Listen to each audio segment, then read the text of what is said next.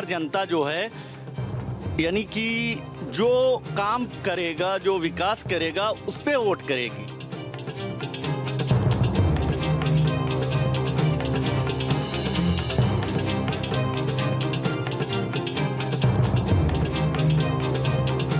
सबका साथ सबका विकास, ये है बस। वो प्रधानमंत्री बोला वैसे चलेंगे। बड़े मियाँ किधर चले की टीम पहुंच गई है अमेठी में। अमेठी जिला वो है जो कांग्रेस का गढ़ हुआ करता था।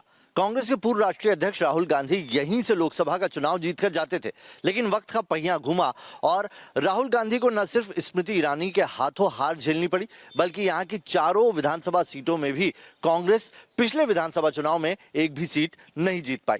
यहाँ की 2 सीटें, जिसमें जगदीशपुर और दूसरी तुलई सीट है, वो मुस्लिम बाहुल्य सीटें हैं, जहां का हम आज जाकर रुझान जानेंगे। इस वक्त मैं जहां खड़ा हूं, ये मलिक मोहम्मद जायसी की मज़ार है। सूफी संत है, महाकवि भी रहे हैं। इन्होंने अवधी और फारसी में कई लेख लिखे हैं। इनकी पद्मावत एक बड़ी रचना है। आज अमेठी का सियासी मिजाज क्या है, यही समझने के लिए अमेठी की सड़कों का करेंगे दौर।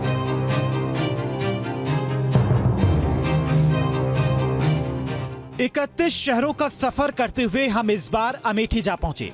अमेठी पहुंचने के लिए अब तक दिल्ली से करीब 3160 किलोमीटर का सफर कर चुके हैं और हमारा कारवां इस बार कांग्रेस के गढ़ में जा पहुंचा है, जहां कांग्रेस सिमटती जा रही है।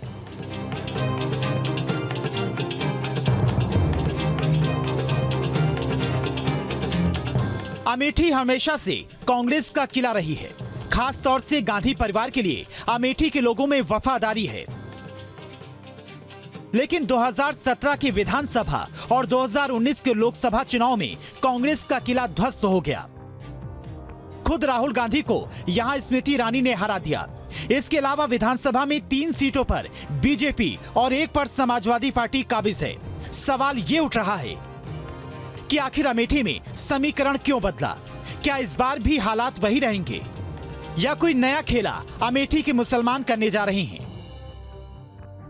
तो बड़े मियाँ किधर चले अमेठी में पहुंचा हुआ है। और अमेठी जिला जो कांग्रेस का गढ़ रहा, लेकिन पिछली बार यहाँ के अगर लोकसभा चुनाव की बात करें तो राहुल गांधी यहाँ से चुनाव हारे थे, और विधानसभा चुनाव की बात करें तो उसमें भी बीजेपी ने बड़ी कामयाबी हासिल की थी। यहाँ की 4 सीटों में से 3 पर बीजेपी का कब्जा है। हम तिलोई विधानसभा में पहुंचे हुए हैं, जहां पर 3,50,000 मतदाताओं की अगर बात करूं तो 1,40,000 मुस्लिम मतदाता हैं, और ये मुस्लिम मतदाता जीत और हार का एक बड़ा अंतर डिसाइड करते हैं।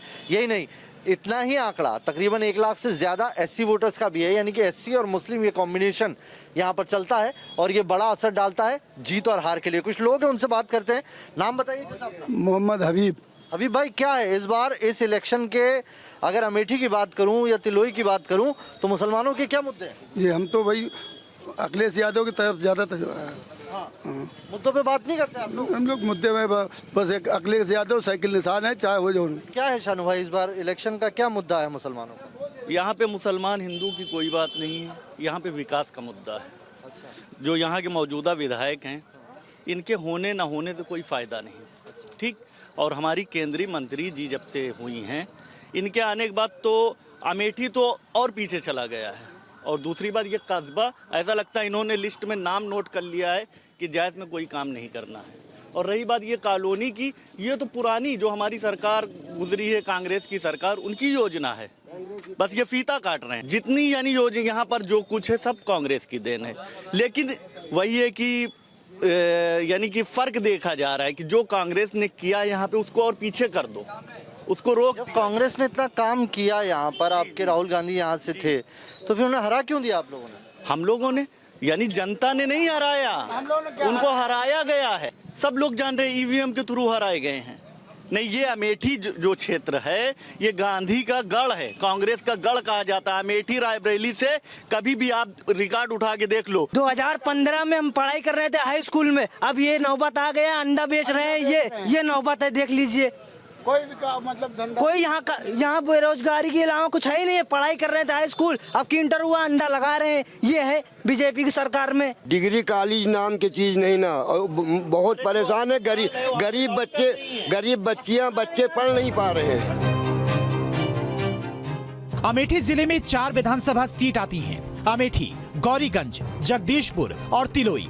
इनमें से जगदीशपुर और तिलोई में मुस्लिम आबादी करीब 22 से 24% है, जो चुनाव में बड़ा फेरबदल कर सकती है। लेकिन हैरानी की बात यह है कि दोनों ही सीटों पर बीजेपी ने 2017 में बाजी मारी थी। तो क्या बीजेपी को भी मुसलमानों ने वोट दिया था या फिर मुस्लिम वोट बटा था? भाई हम ये नहीं बता सकते किसी का, जो हम सोच रहे हैं वो हम जानते हैं। हाँ, आप अपना बता दीजिए, आप मुसलमान हैं। जो भी सरकार आएगी बस सबके हित में रहे, बस ये अच्छी बात। अच्छा, ये सरकार हित में है नहीं है? सब सरकार हित में है। ये वाली सरकार काम कर रही है?